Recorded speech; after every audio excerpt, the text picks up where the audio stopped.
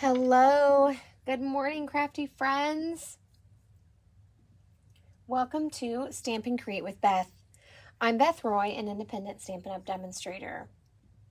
So I'm just waiting for some people to come on, and I'm pulling up my video here. So if you're with me, say good morning. I'm going to adjust my camera a little bit here. Looks like I'm really zoomed out today. Yay. So good morning, good morning. Today is Wednesday, April 9th, 2025. Oh, hello, Joan. Good morning. So this morning I have a bit of a messy technique for you, but I love it. It's fun. So you might notice a few cards laying on my table. I want to kind of go over what the technique is, what you'll need, and an alternative. So there are lots of things in the last chance, and some of my favorites are leaving, which they will stay in my craft room. However, if you're in the card making world, they won't be available to buy anymore once they sell out, unless you find someone getting rid of one. So I want to talk about this a little bit. Let me talk about the supplies, and then I'll talk about the cards here. So hopefully a few more people will find us and hang out with us today. So if you pop in, say hello. If you're new to hanging out, feel free to introduce yourself and let us know a little bit about you. And if you watch the replay, let me know. Now, this will be over on my YouTube, so that we are live on Facebook right now, but this will be loaded to YouTube later. Thank you for all that love. I appreciate it. So what my stained glass technique is, you'll need an ink to stamp with. Now I have used Memento Black, okay, but you could use whatever colors you want. On this one I used some gray, and then I traced around some things, so I'm going to show you that. Oh, good morning, Maggie. Yeah, if you have to watch the replay, that's fine. Catch it over there. I appreciate that. So I like to stamp in Memento. You can stamp in anything, really. So like on this one, I stamped in gray, and then I outlined with my marker to make the stained glass lines, right? We have those, that leaded material that separates all the colored glass and stained glass. So that is what the real dark black lines are reminiscent of. You also need versamark if you want to have this shiny texture. So here's my one I did recently, and hopefully the camera kind of picks up that shine on there. That is from Versamark ink, and then clear embossing powder. Thank you, Joan. So Versamark ink is a clear sticky ink.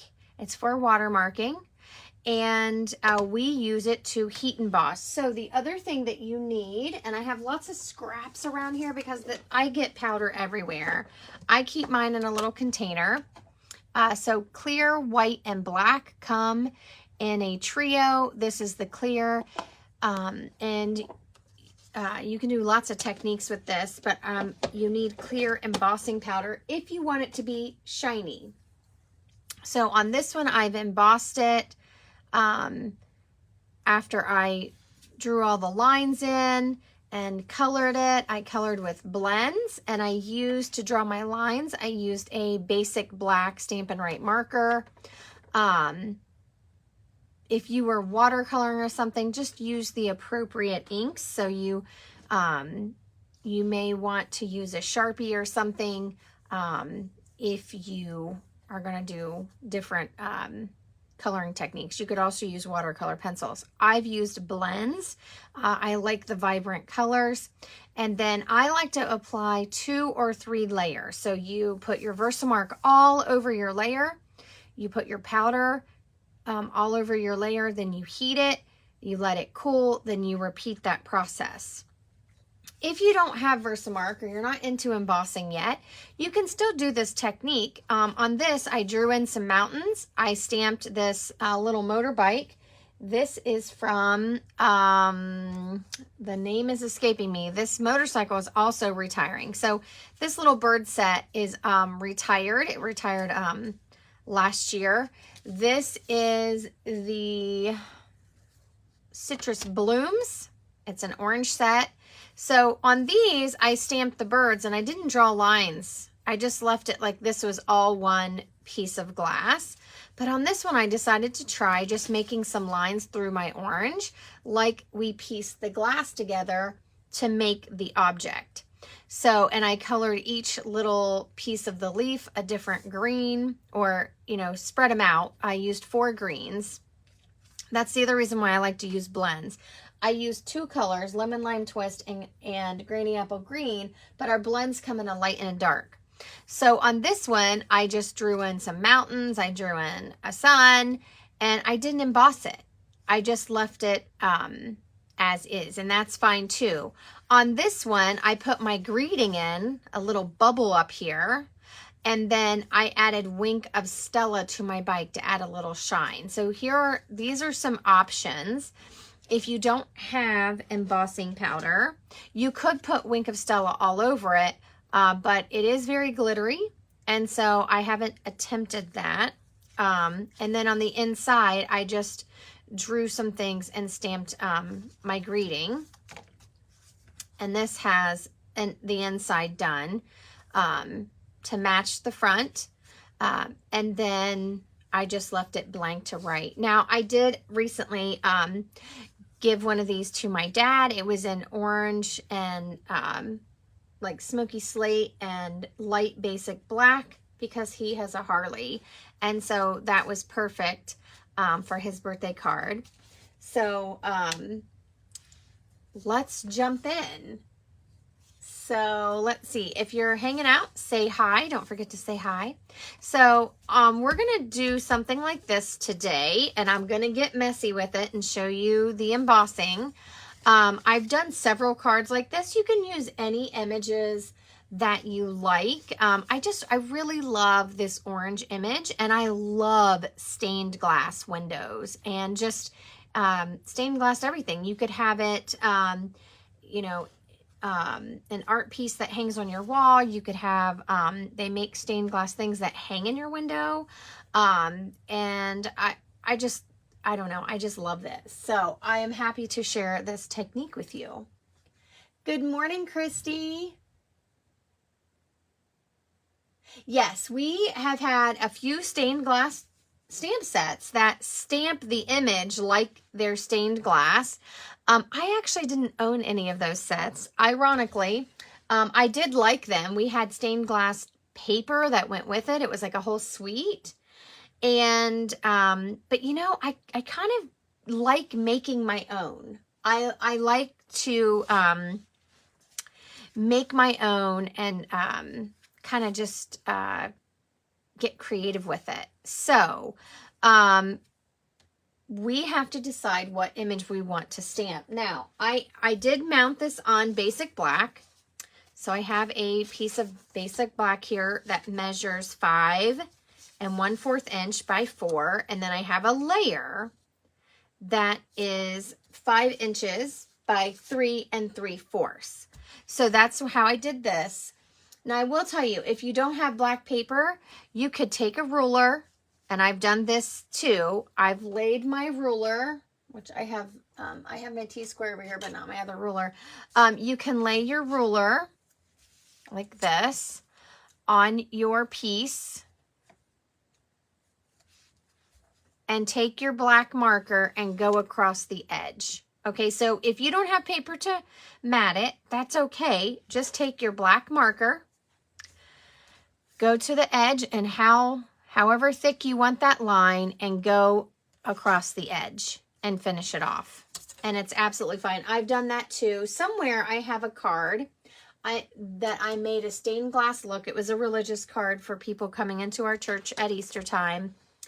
And it had a dove, and it had some sayings, some religious stamp sets that we had. And I stamped the words like this. I stamped the words and I stamped some images and I just drew lines everywhere. And on that one, I actually, way back then, we didn't have blends. And I used Stampin' Right markers that I had been collecting. So you can use these markers to color in. So you could draw your black lines and then use the brush tip to color in. It's just your strokes do show up on with this type of marker. So you have to just be really careful and kind of fill it in. And I like to do just a line where I start at the top and go straight down to kind of try to make it look more uniform. But blends soften and you can't see your marker line. So you can use this. You could also use the watercolor pencils, color it in, hit it with either a wet paintbrush to kind of smooth the lines, or we still have blender pens that you can smooth out those watercolor pencils with. It gives kind of a watercolor look. And then you're sealing everything with your embossing powder. And I just noticed, like, I didn't get any right along this edge. Some of my edges aren't fully covered, but that's okay. It's okay. It's a stained glass. They're not perfect. I just love it because it's shiny, and it just, to me, it's just such a cool technique. So I did oranges. Okay, so I used this Citrus Blooms and I used the Hello from it. But you know, these two stamp sets are retiring, and when they first came out, I used these a ton. I absolutely loved them. And sometimes as we, you know, buy new things, we kind of forget about our things that we loved before. So I thought, well, I could either do one of these, a bucket with some flowers, or I could do a little birdhouse with a bird. And we have Hello Friend. We have Hope You Have the Best Day Ever. Sending Love. You could make a sympathy card. This has With Heartfelt Sympathy. I've needed, I feel like, quite a few of those here recently. So we could do that. So what do you guys think? Do you want to see the oranges? I also thought about grabbing out the airplane set. It's leaving. There's so many sets that are leaving the store. They're not leaving my shelf. I'm not getting rid of all of them. Sometimes I do have to make the decision if I'm going to let go of something, but you can stamp any images you like, and they don't have to be colored images you color. You, just like I did the motorcycle, that's not an image you color. It stamps solid. So you can stamp solid things and then draw the lines around it, and that's absolutely fine. So all of this is hand drawn. All the mountains, the ground, the sky, the sun. The only thing I stamped here was the greeting and my motorcycle. So, you want to do a birdhouse, Joan? Anybody else on that wants to vote or feels like chatting? I originally wanted to do that, but then I thought, well, maybe I should ask. And something I like about this has a little texture stamp in here. And so see how on my oranges it has, this was part of the stamp, but I could take a texture stamp like that and kind of stamp it randomly so that it looks like the glass has imperfection in it. So don't be afraid to get out your texture stamps and see what you like. And this also has a little wood piece, and I'm going to use that on here. So I love this. All right, so let's get stamping. I'm going to put this off to the side. And based on the colors I choose, which I'll probably just grab a handful of browns and maybe use some blue for my bird. we'll see. We'll need some maybe blues or pool parties or something for the sky if we want to brighten it. You don't have to use blue. I use blue here because I like blues with orange. But you could use whatever. So let's start stamping. Now, this one's a landscape. So one of the first things you want to decide is when you start stamping, do you want it portrait? And that means it's tall and the short side is horizontal, or landscape where the long side is horizontal. So, oops, sorry. I'm gonna grab out my birdhouse here. And I'm just gonna kind of pre-plan and see how much space my stamps are taking up. So I like this portrait. And the other thing to think about is your greeting going to go on the front or the back? So if you have a greeting that you want on the front, you're going to want to think about where you're placing it. When I do this and I emboss the whole front, I do not add a greeting on top. I'm not adding dimensionals. This is very slick, and it is hard to have something stick to it. Now, you can use tear and tape, and it will stick. But I just feel like it works out better to include your greeting somehow if you want it on the front. If you don't want it on the front, then you just stamp it on the inside, and the outside just becomes this beautiful piece of art, okay? So I'm going to stamp my little birdhouse, and I'm just kind of looking at how that will go. Now,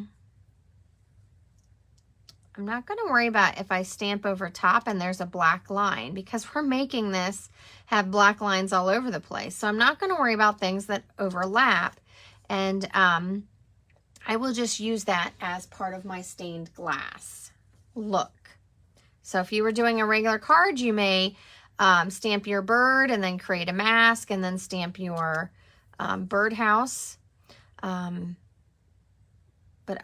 And you can still do that, but I am going to do this the quick way, and I'm not going to worry about it. So let me get my blocks here.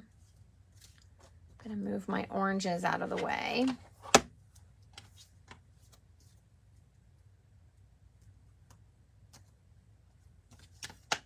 And we're going to start stamping. So I'm trying to think of what, this one has a happy birthday. Oh, sorry. Trying to stand up so I can stamp. So this one also has a really tiny happy birthday that you could put up here in the top, kind of like a cloud. That's how I did the one on the motorcycle. And then you just draw around it. So really fun. What do you think? Should we make a birthday card? So again, I'm using Memento Black. You can use whatever color you want. If you have basic gray, you can use that. If you want to use a lighter color. I just try to use something that I have a coordinating marker. I think I got it all. So I'm going to stamp this. I'm going to try to get it straight here.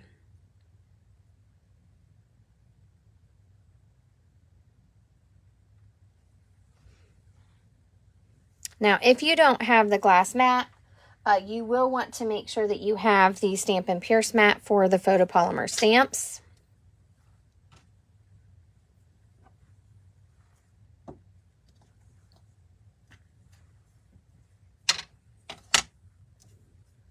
I've overfilled my Memento, so I'm trying to keep it away from the rest of my card here.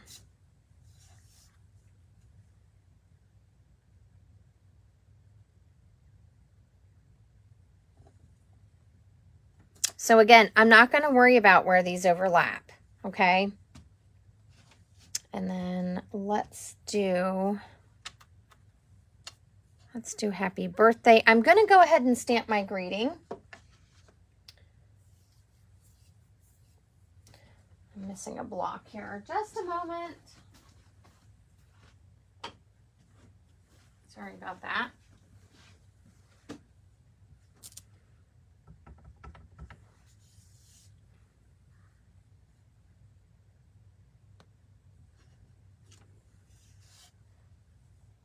Okay, so I'm going to close this black memento up. Now, so you can use, if you want very straight lines, you can get your ruler out and a pencil. And then use your black marker to trace over your lines. I freehanded this with my Stampin' Right marker. I just decided to go for it. So that's what I'm going to do. Well, I might use a ruler on this part, but there's my ruler. So you can use something like this, you know, that butts up to your paper like this, so they're straight. Okay. You can use a regular ruler. This is, one of my friends just gifted this to me not that long ago. So I often use this. And if you're using something like this, this is water based, the Stampin' Right marker, and it will wash off with a little bit of soap. So don't worry about ruining your ruler. So I'm just going to come in here and see, I might not want this exactly straight. And I don't mind when things are not perfect. So I'm going to just kind of draw some lines in here so it looks like pieces of wood.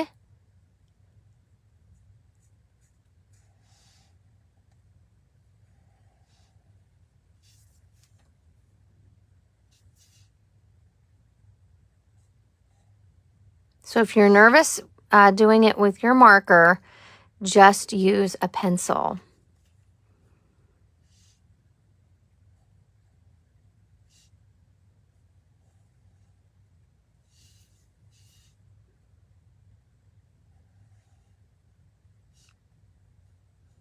So our Stampin' Right markers used to be a little more fine tip.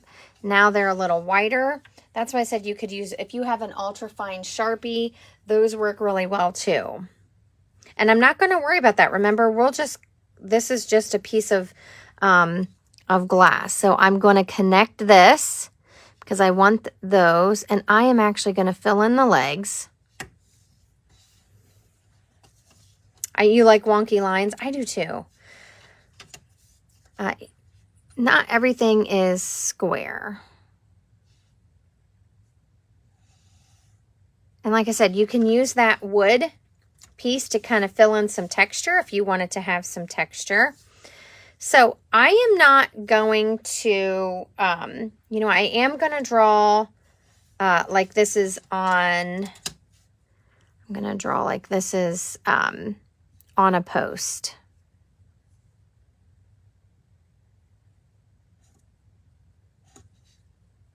Like that.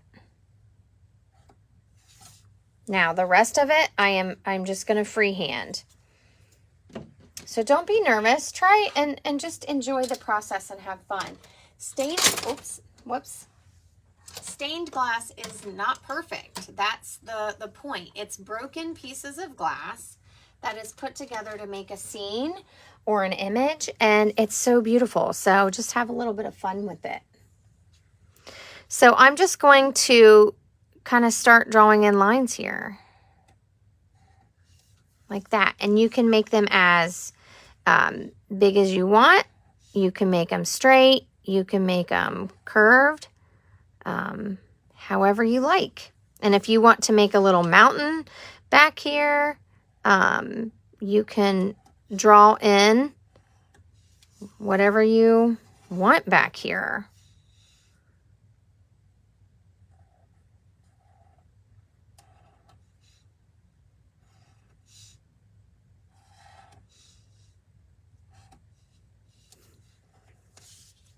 And you can see some of my lines are going to get thicker. Whoops. Because I'm just pressing harder. And I will outline some of these lines so they are a little thicker when I go around the birdhouse. So for this,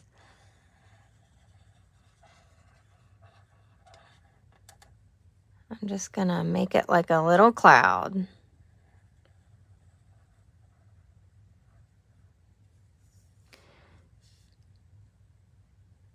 And then we'll just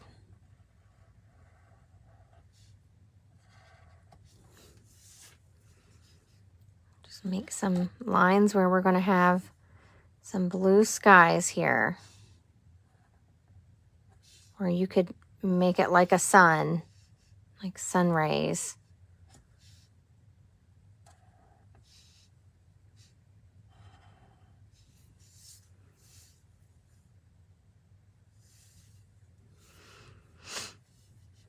Okay, so I'm going to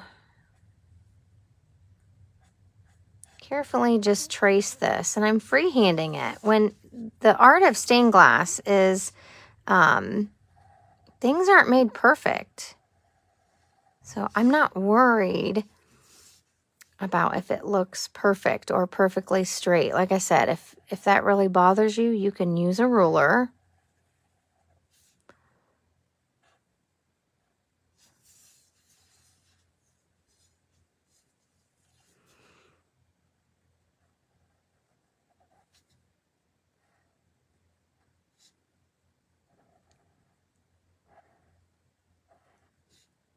And I'm just kind of using that stamped image as a guide. You don't have to trace over this if you don't want to. You can just leave it as is. I want the lines thicker though. So I'm going to go back over these.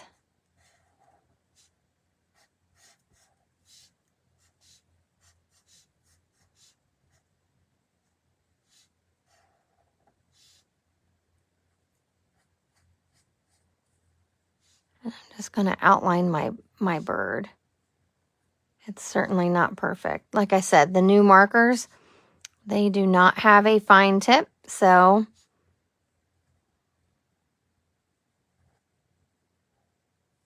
I'm not outlining everything, just some of it.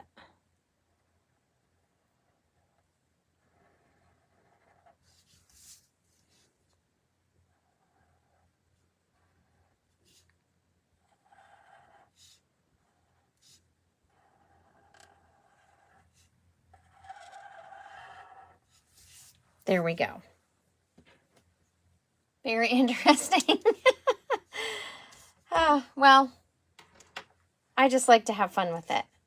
So now I'm going to pick some colors. I already have some blues out that I used over here, and I'll probably just use some of those. And then let me pick some greens and some grays. Actually, I have some greens. I think I'll just use those as well. I'm going to pick some smoky slate, and I need some browns.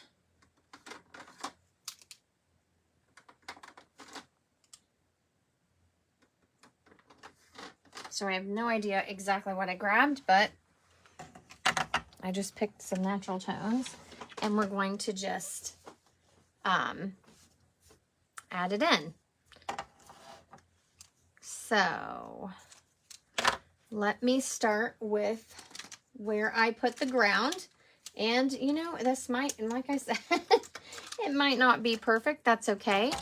I had grabbed out Granny Apple Green and Lemon Lime Twist, which is one of my favorites. So I'm just going to start coloring.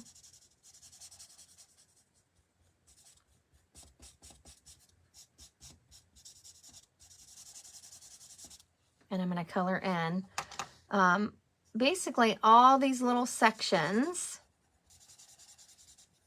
So depending on how you colored it and how big they are. Let's see, that was dark Lemon Lime Twist. So let's do some light. And you could blend these and you know, make them,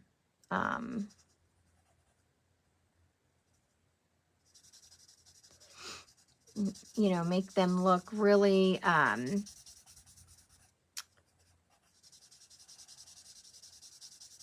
shaded and have variations in that piece of glass, but I am just going to go with it. Let me use light grainy apple green.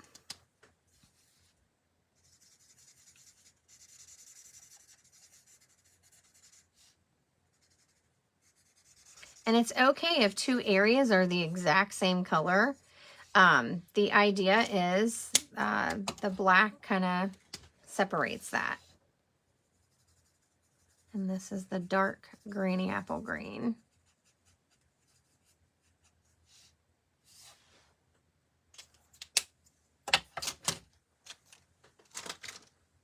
And then I'm going to, this is dark smoky slate.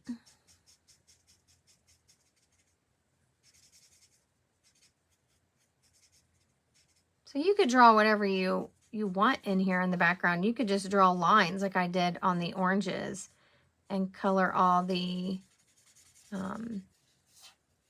different areas, different colors. You could stamp just a greeting and draw lines around it.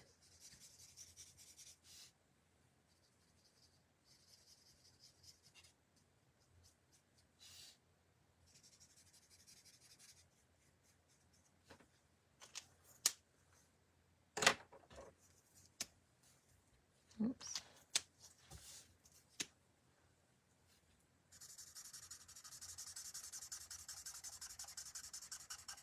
You could leave some white space too.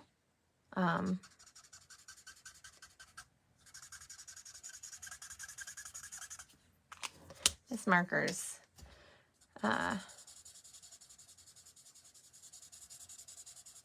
to run out on me.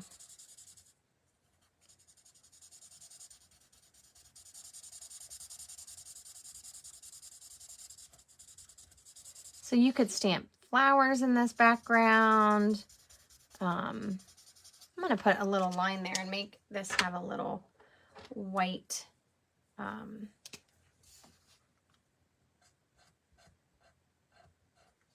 white tip there. Oh, I just drew all over my fingers. Oh well.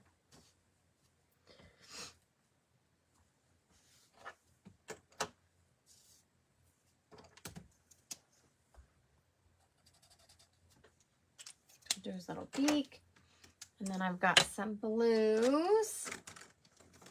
Get all the blues I had out earlier. I have Blueberry Bushel. This is Azure Afternoon. And then I had Balmy Blue. So I think I'm going to make my bird this light balmy blue.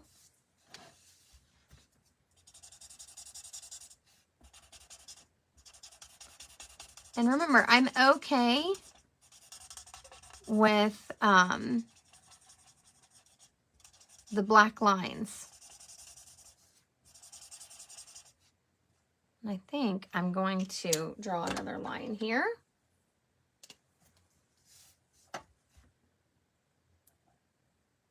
Like that. Now the good part about using the Stampin' Right markers is they work really well with the blends. So now for all the sky, I'm going to use all these other blues. So dark balmy blue, Azure Afternoon, and the Blueberry Bushel. And I'm just going to start filling in. So as you can see, this is pretty freeform. I used a stamp that I love, and I'm just kind of modifying it. So dark balmy blue, and I'm just going to start picking areas to add. If you don't like this blue or you don't have this blue, use whichever ones you have.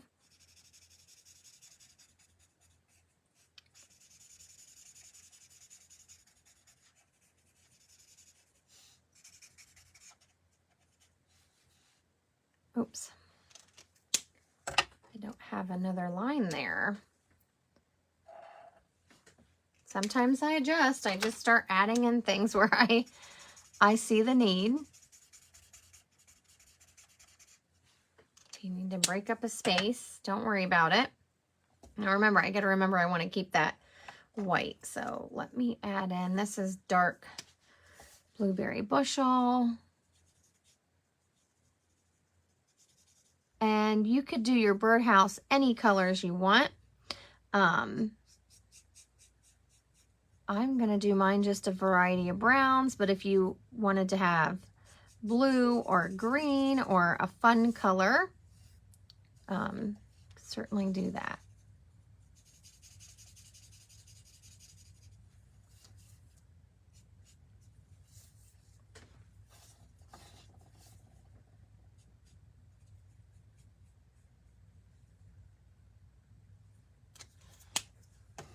Let's see where I need to fill in. Let's see, this is dark azure afternoon.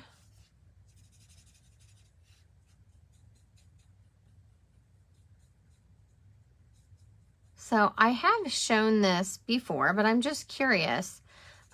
If you've seen me do this, have you tried it?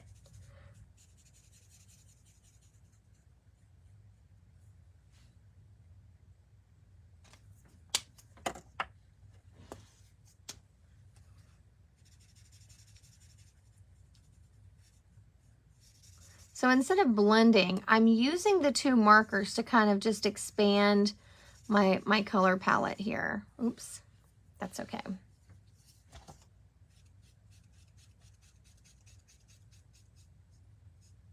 I'm kind of a messy color.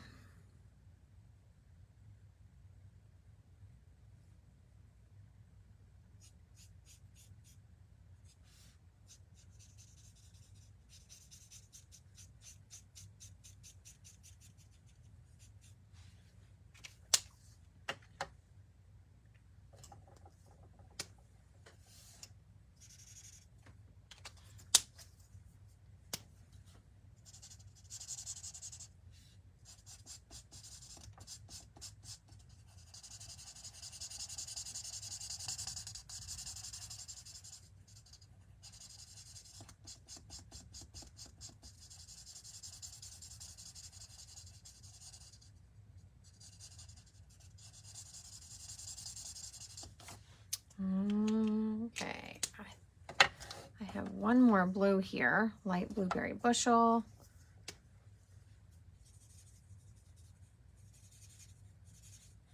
So they're very similar, but I think they're different enough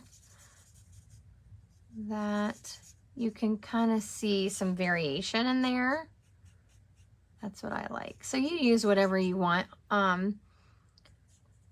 You know, if you have some older blends colors, there's some fabulous colors that we have.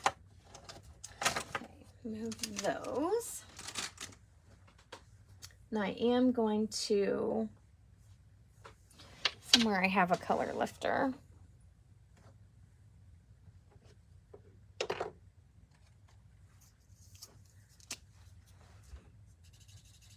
I'm just going to push it out a little bit of my white space there.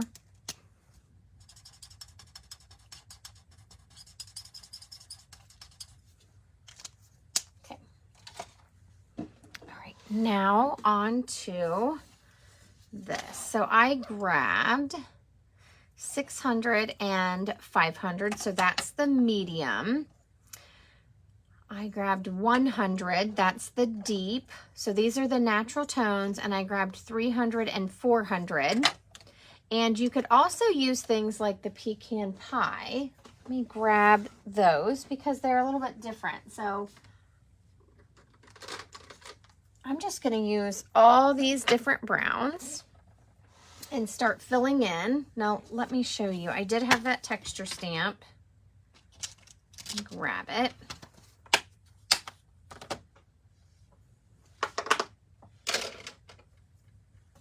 So you could take these texture stamps and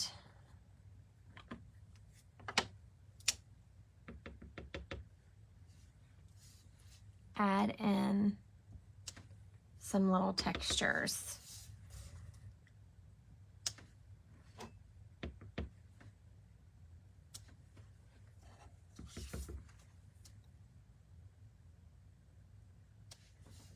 Okay, isn't that fun?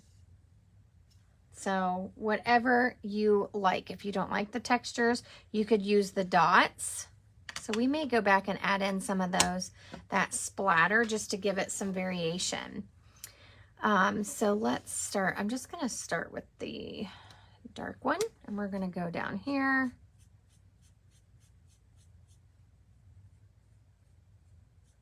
Remember, you can leave white space. So if you want these scallops to be white, that's okay. Leave them white. What do you think? I have to look at these. The caps don't always look exactly like the color. So I'm just gonna start filling in here. Now these natural tones, they do not have a coordinating ink like our other blends that come from our core line of colors. So these are just like hair and skin tones and some browns. I love these neutrals. And they come in light, medium, and medium deep and deep. So we have 5 sets of those. And then I also grabbed out the pecan pie.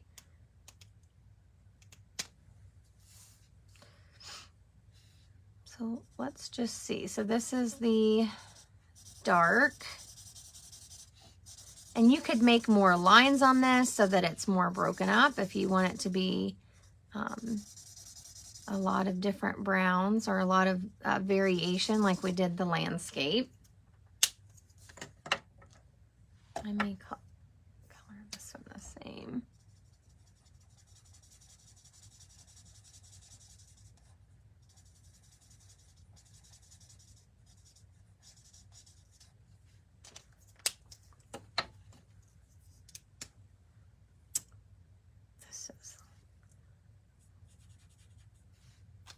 Some of my brush tips have seen better days.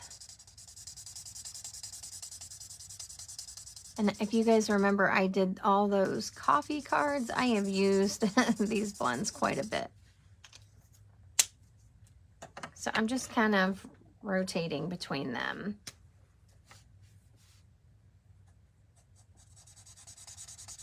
And some of them are going to be similar and just off a little bit. Some will be way lighter. That's okay. Let's see.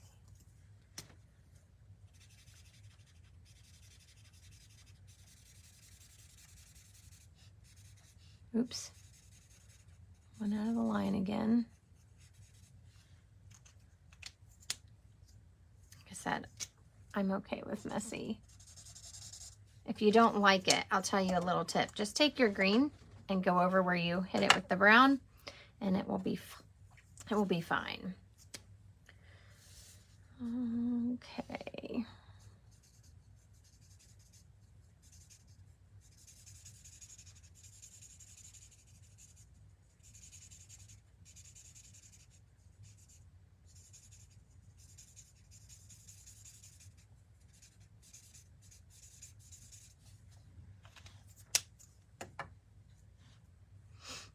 Use that.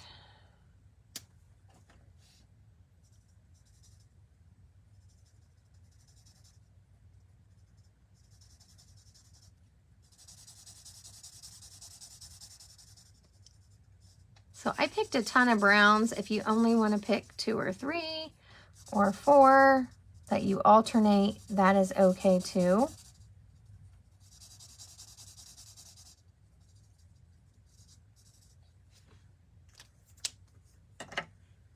See, what haven't I used?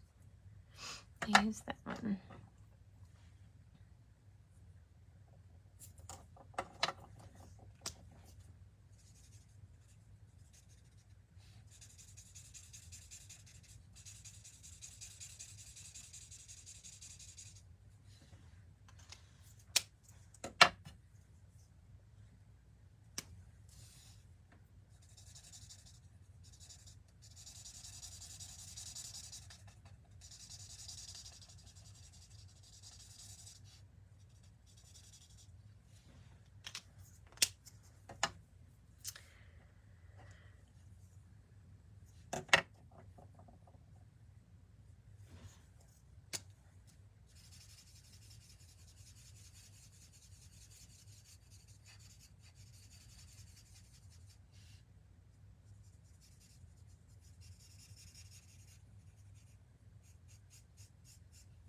Okay. There we go. There's my layer. What do you think? So what I was talking about, this green, I think I used the light lemon lime twist. Just come back in and hit it with your green, and that brown will actually push through.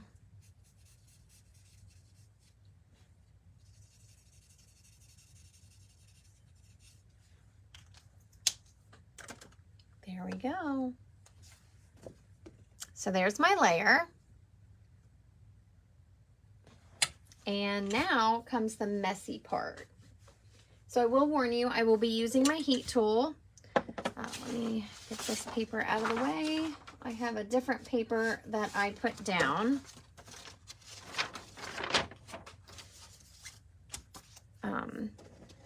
So I have my clear embossing powder. And I'm going to move all my other things off.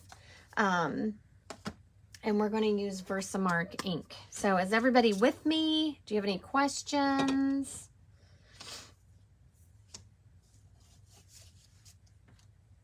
And I'm just going to press this ink pad all over my layer. I'm not going to worry about if I touch the edge. So once you're all done coloring and doing, adding whatever you want on here, you're going to take your Versamark and press it all over your layer. So if you want that black line around the edge, go ahead and do that before you put the Versamark on. So you can kind of see how shiny it is. And I just like to look and make sure I got everything, but we're going to do this a couple times, so don't worry if you missed a spot. Now I'm going to use my powder here. Remember, I'm using clear powder, so everything we did is going to show through.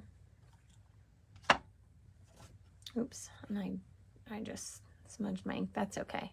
We're going to do it twice. So I just move this around. I try to hold on to the edge so that I'm not putting my fingers in it. Doesn't always work out that way. That's okay. So I'm just moving this around.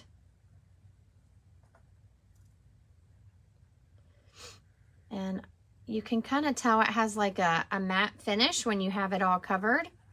I'm going to carefully flip it over. And I'm putting, oh, whoops, don't drop it. I'm just trying to lightly tap off the excess. Then I'm going to lay it down here. And I'm going to heat emboss it. I'm going to cover my powder. Cover my ink. I should have covered my ink before I did my powder. Whoops. And I'm going to turn my heat tool on. Thank you, Joan. So I want this to heat up just a little bit before I hit my layer here. And of course today I'm super zoomed out for whatever reason. So hopefully you can see the magic. So once I hit this with my warmed up heat tool, you'll see the powder melt. Can you see that change? So it goes from a dull powdery finish to this beautiful shiny look. And you just want to move your heat tool around so that it melts all the powder you put on.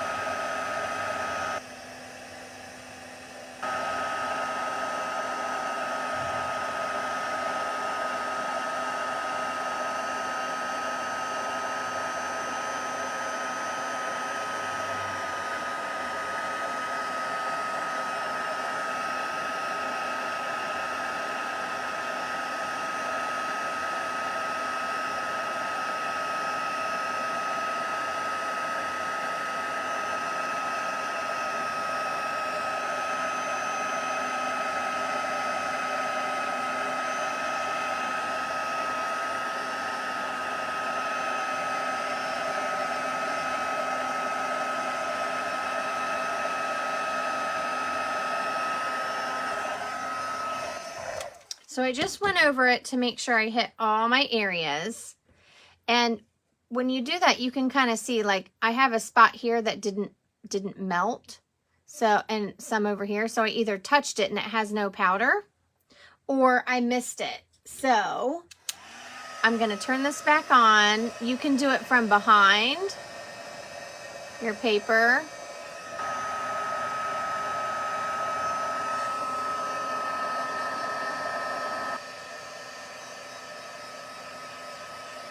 You just want to make sure you melted all of your clear embossing powder. I just go back and forth. We do carry a kit that has tweezers, and see, I don't know if you guys can see that. See how I have a little spot right there? It's not melted. So when you start moving this around, you can see if you missed a spot. And I just turn this back on and go over top of it.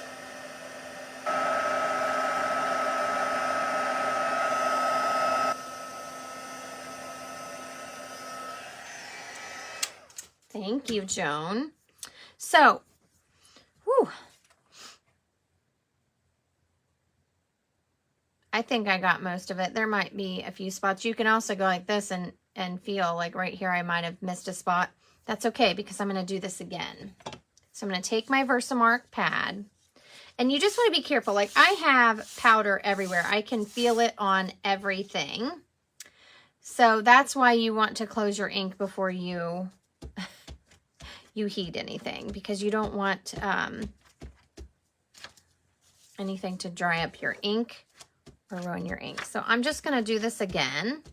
You could change your grid paper out if you want to protect your pad. I'm a little lazy, so I'm literally just pressing this onto my paper all over it. I'm going even to the edge. I want everything covered. And I'm going to come in again with my powder. Like I said, I tend to get it everywhere. I try not to, but it happens. So I'm just going to dump this on, and then I'm going to move it around, and we'll pick it back up, and it'll be okay. I normally have a spoon with my powder, so I can pick it back up. We also have a tray for this, but I left it over on my table. So you can do it this way too.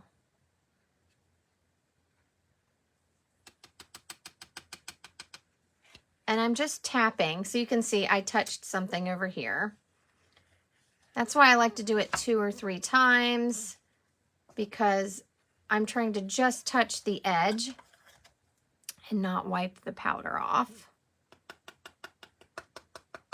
And sometimes I still do.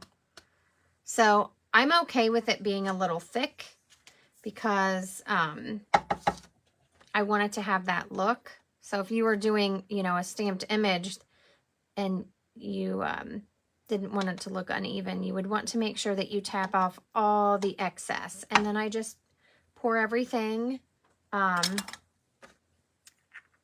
in. I try to keep it contained, but I'm not gonna lie, it's messy. Embossing is messy. So if you don't like messy, you may want to opt to not do the embossing. Okay, are you guys ready? Here we go again. I'm gonna turn my heat tool on high.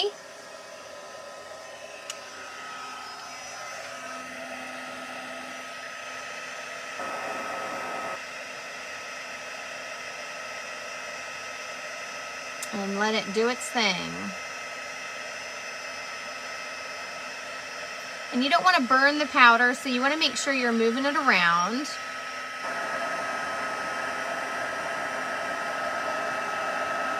And I think I accidentally got a little bit of white powder mixed in, because every once in a while I notice a speck of white. And for this technique, it does not bother me at all, because And I forgot to do the other texture. That's okay. I like it. It looks like true stained glass when it has imperfections.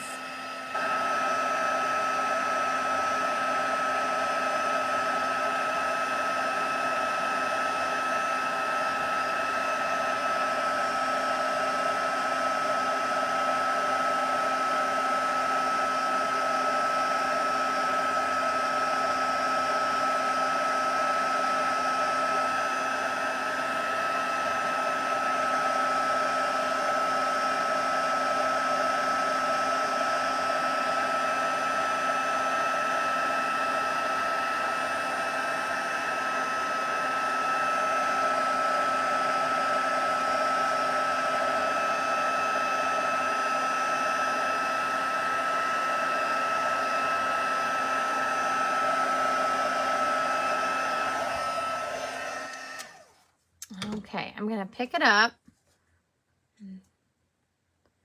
And do be careful because it can be hot. So I have a big spot here. It didn't get melted. Now this will reheat that layer, that first layer that you put on.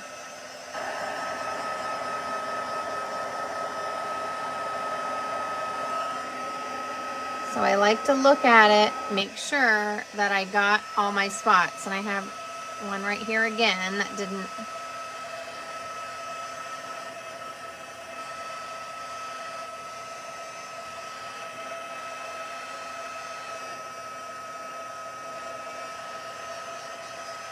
Just be careful not to burn your fingers.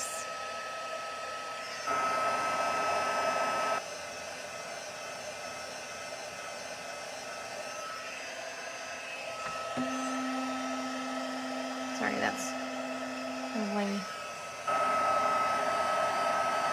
Making sure I get my edges here.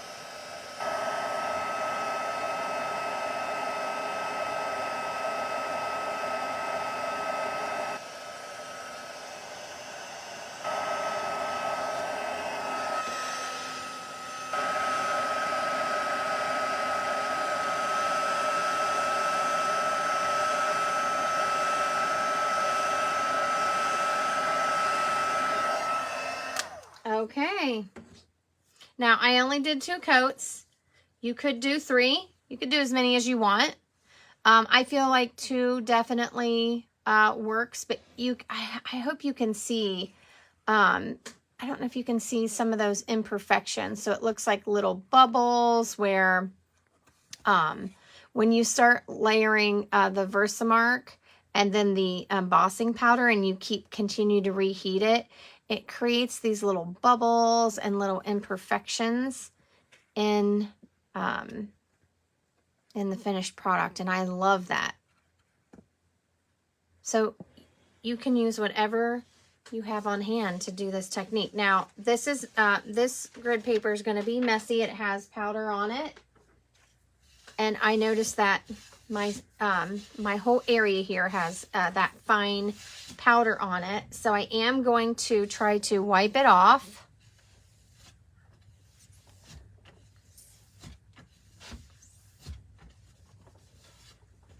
And clean my space. It's everywhere. I tend to get it everywhere. So if you're doing this, you may choose to have an area that you just use for heat embossing.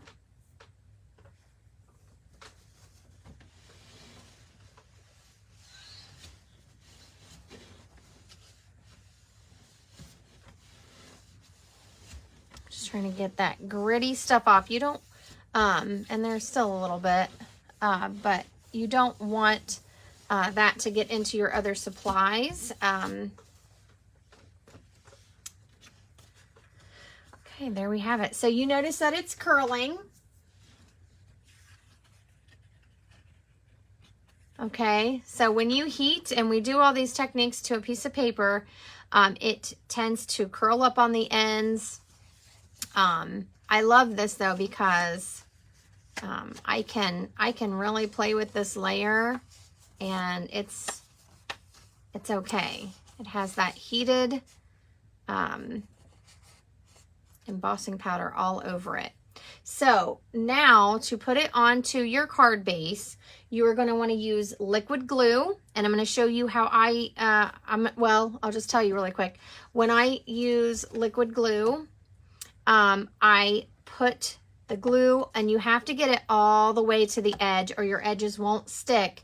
And then I use clean blocks to lay on top until it is firmly secured. Okay, and that glue dries. You can also use tear and tape if you want. Tear and tape is permanent, so wherever it lands on your cardstock is where it's staying. It will not come apart. So we are going to grab our basic black here, and we want to adhere it on. And I like to use liquid glue because, well, even this one's not perfectly straight. And I guess it's a stained glass, so it doesn't matter, right? Because that's the beauty of it, is the imperfection. But I often find when I use my liquid glue, I forget to get all the way to the end. And then sometimes I have to figure out how to do a little repair and tack it back down. So I'm going to show you the tear and tape as soon as I find mine in my glue pile here. So this is a little bit easier as far as making sure it's stuck down. But like I said, if you don't get it exactly straight, you might feel frustrated. But I find it works really well, and I can put it right to the corners without it squishing out.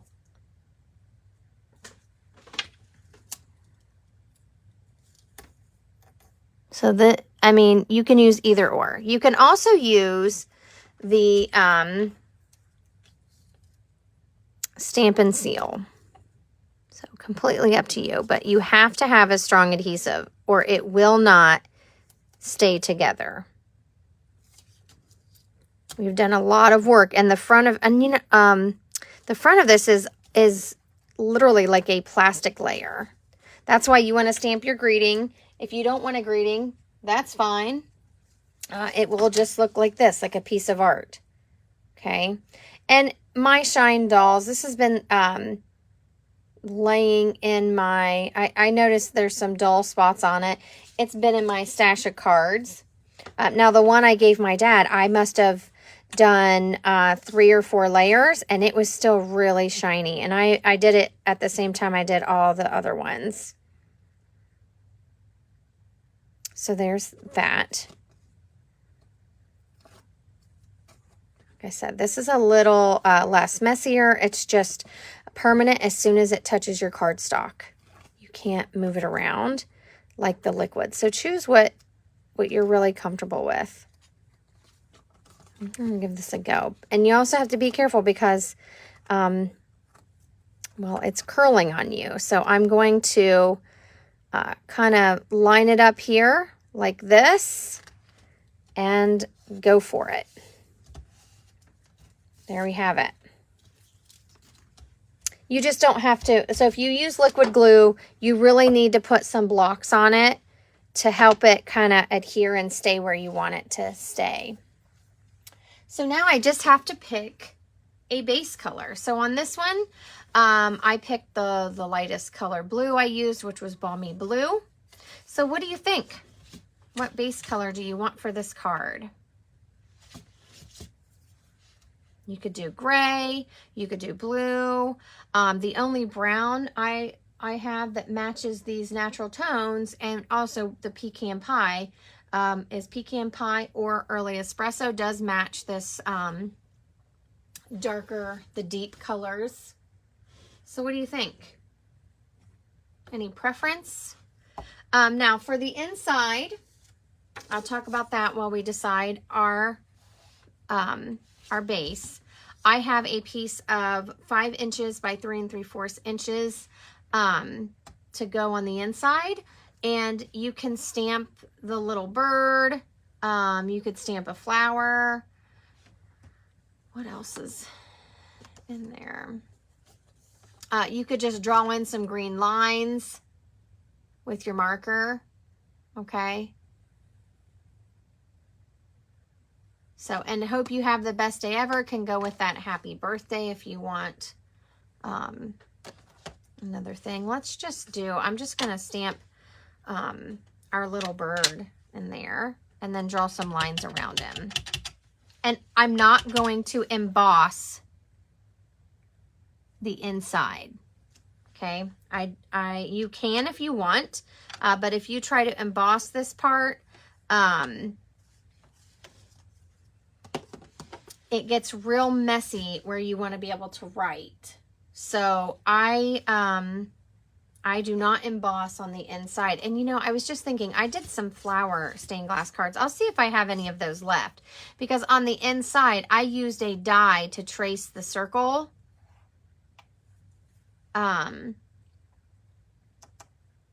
Around it and kind of make it look like a finished stain a piece. So you can use your dies. That's a little tip. You can use your shape dies to trace shapes onto your card. But I'm just gonna draw some lines in here.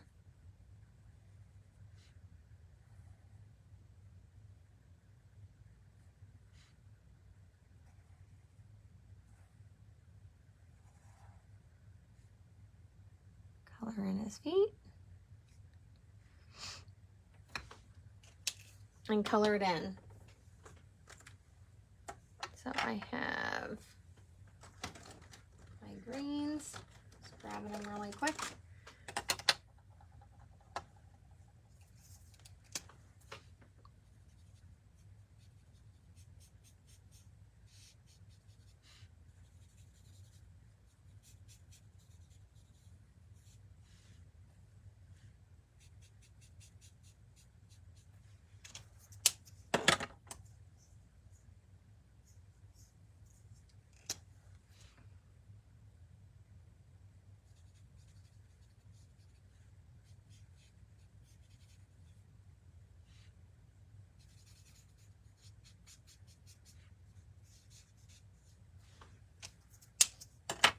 So I'm using the lemon lime twist, and then I have the light grainy apple green.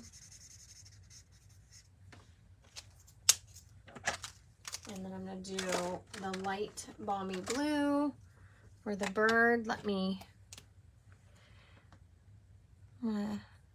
I'll just trace him like I did on the front. We'll make a little line here, a line here.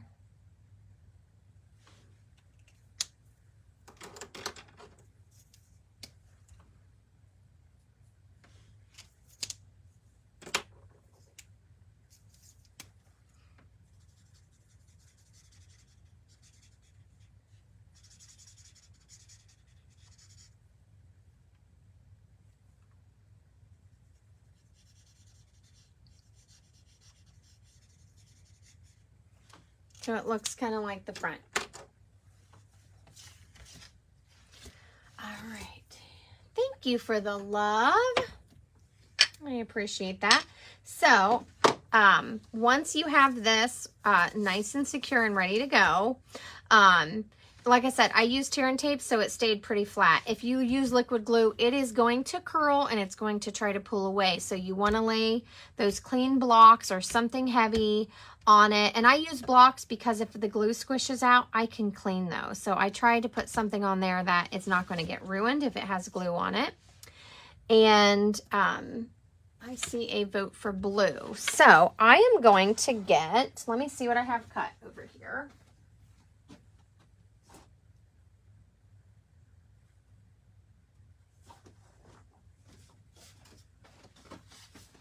I have a piece of Azure Afternoon. I think this is the right size. Let me just double check. I don't have it scored, so make sure.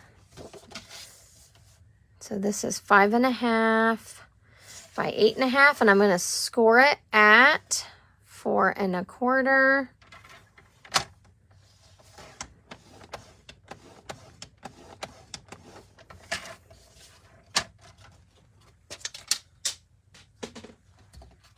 Fold it. And I like to use my bone folder to make sure I have a nice crisp crease. And then here we go. Isn't that pretty? So you can use whatever colors you have. You can use whatever stamps you have. Like I said, if you don't have black paper, no worries. Just do a black outline on the edge of your layer.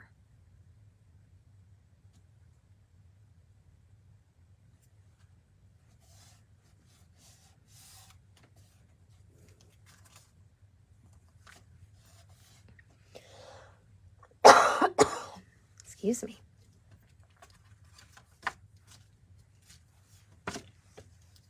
And then your inside's all ready for your message.